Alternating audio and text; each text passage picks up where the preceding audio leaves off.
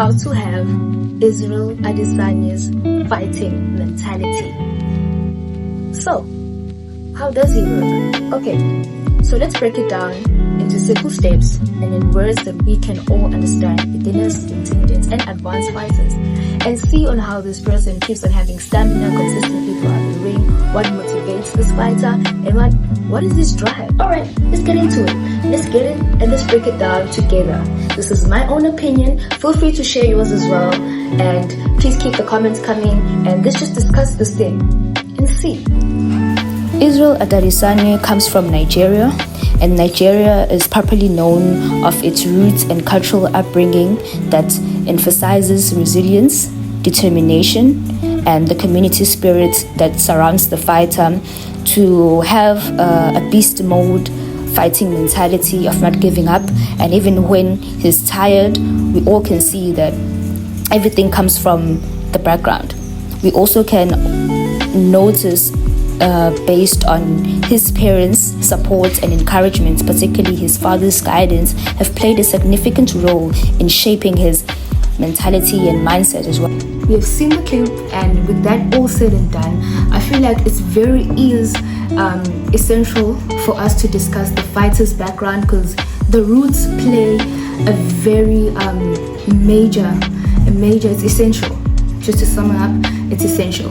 So the reason why I say the roots play a major big role when it comes to the fighter's mindset and psychology, it shows that what keeps the fighter going and what builds the fighter's why, it's based on his mindset. So Israel has shown commitment and determination based on the people back home, the support that he's getting, and also the sourceful support that comes from family. With that alone, that should tell you that you have a concrete why to go forward, it despite of the challenges that you're facing. I mean, challenges mean nothing if you have family and the people that you love, and your country just being by your side and you're fighting for something. I'm talking in terms of fighting.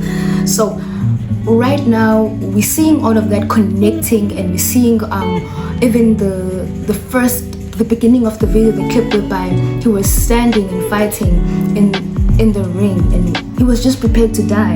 So with that should tell you that fighting mentality is for a person who's just like entered that other side, a person who's willing to give his all. He doesn't care of whatever challenges or obstacles that he's facing. He's really ready to commit to his fighting. He's really ready to put his 100%. So as a fighter, it's very essential and important for you to have a why.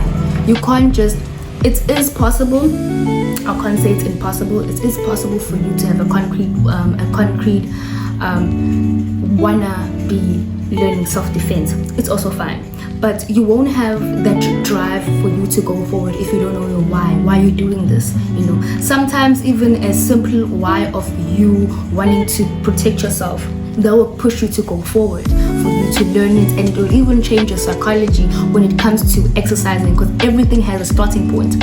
For this starting point, we said the background. For you, it may be the gym.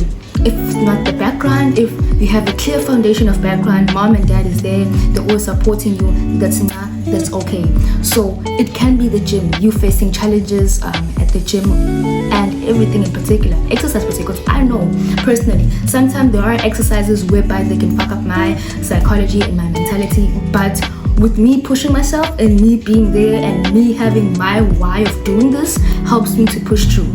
You can't be 100% perfect when it comes to exercises. Sometimes you may fall, but then it's fine. I feel like as long as you carry on with your head held up high, you push yourself forward to finish that particular exercise. Doesn't matter how tired you are and exhausted you are. It's actually is fine, because you're in the moment and you really are giving it 100%. So I want us to dive in deeper in this, so that we just keep on breaking it down further and further. I want you guys to watch a clip that I'm gonna post now, and then we're gonna be sharing our opinions, what you guys think about this fight, and I'm gonna be laying down all the points that I see, and also his favorite techniques and how he catches his opponents as well.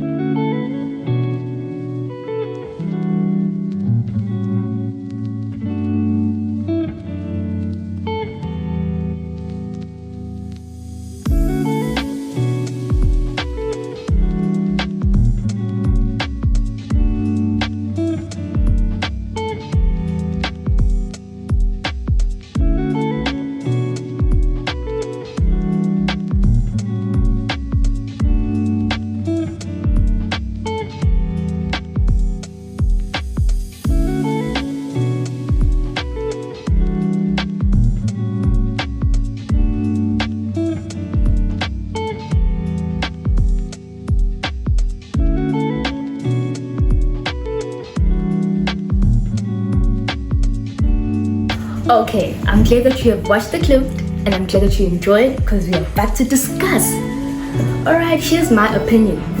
I'm gonna lay down top 5 opinions of mine, and then can you please just lay down yours as well down below in the comment section, so that we can engage, and I want to hear your opinion as well. So number 1, the first one that I've seen about Israel is when Israel Adesanya catches you, he makes sure that he focuses on one opportunity and then he holds the center ring. So this is the ring, it's in a circular shaped, and then when your fighter catches the center, both of you guys are just colliding towards, and you're just fearing each other, individually. And then if your opponent catches the ring first, in this case when Israel catches the center first, he gains more control and more movement towards his opponent, and he makes sure that he always focuses on their weaknesses. Each and every time when he catches them, he makes sure that he counterattacks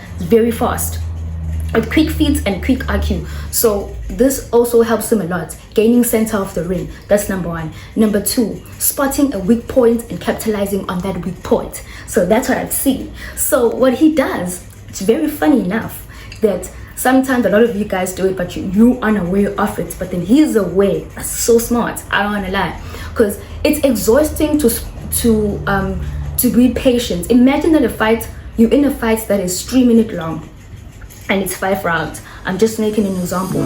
You have to be patient enough, have the stamina and the endurance for your opponent to just show that one weakness so that you can just eventually capitalize on. So in this instance, Israel just stays patient enough for his opponents to show their weakness or to capitalize on an opening.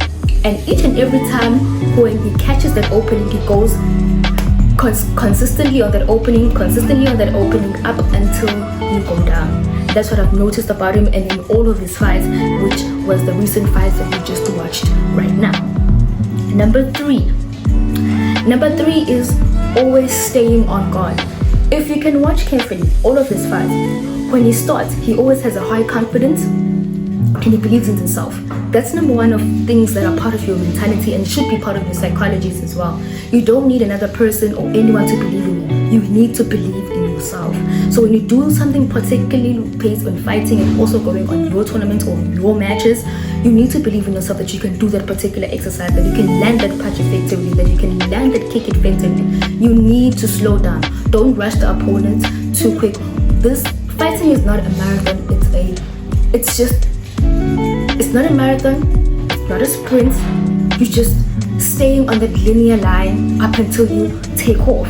So you don't want to take off first, and then when it's time for you to reach that final bell or that final whistle, it's over and done with you. Now the opponent is gaining momentum, and then now you losing, but then you started off in a winning streak. You need to stay consistent and then trust your fighting strategy as well. So he always capitalizes on those gaps, and he always has high confidence and high esteem to boost him as well. So that's number 3. Number 4, the beast mode mentality. Number 4, I feel like I should put it on number 5. So I'm about to shift it a bit to number 5 because I feel like that should be my closing scenario. Yeah. Number 4 should literally, I'm putting this one on number 4. Every time when Israel gets hit, he gains momentum on hitting more than once. Maybe in the beginning of the fight you may see him throwing maybe a few just to check on where's the weakness, checking where's the opening, checking. But then when the opponent gains momentum and tries to capitalize on Israel's weaknesses and everything, Israel gains momentum, vicious momentum to fight back as well. So it's more of that type of offensive type of fight whereby it's a beast mode, toe-to-toe type of fight, but then it's more of like he's really in. Now you're getting into his space, so now he's just moving out of center because now you're gaining momentum. He doesn't want to give you that leverage as well. Number 5, beast mode mentality. Having the right psychology to finish your fight. A lot of people and a lot of good fighters that I've seen back in the days, even myself, I'm a play victim of that as well, because I understand it and I know it. sometimes finishing the fight when you're exhausted and when you're just mentally drained can be hard, but that's where it matters the most. That way it matters the most. You need to push hard. You need to push as if you are mad.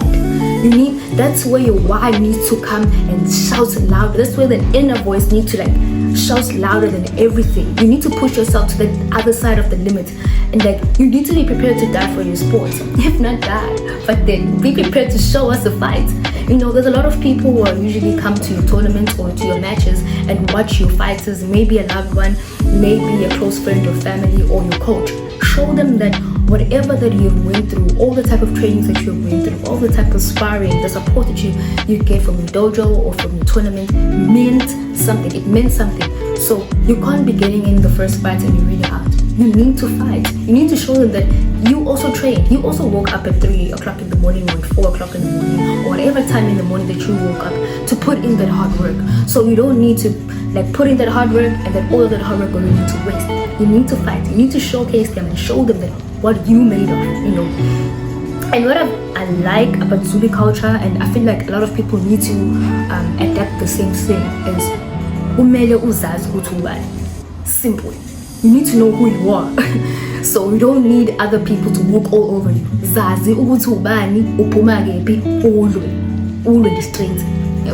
So I feel like it's that type of stubbornness attitude that Zulu people have, whereby it's like angeke ngishawu noma wena uzungishaya. So it's that thing in our culture whereby even when we are on that peak of giving up, but you just know that you don't want to disappoint that particular someone, and most especially you don't have to disappoint yourself, because it eats you more than the person who coaches you and the person who supports you. It eats you more. So yeah, those are my top 5, and I'm glad that you guys came and watched me sharing my opinion. And if it's your first time you coming here, can you please just hit the likes button, hit the subscribe button, so that you can receive notifications each and every day when I drop and we engage. Can you please just share your comments on the comment section, all of your opinions, so that I can see them and I can comment as well. So thank you for coming, and meet you next time.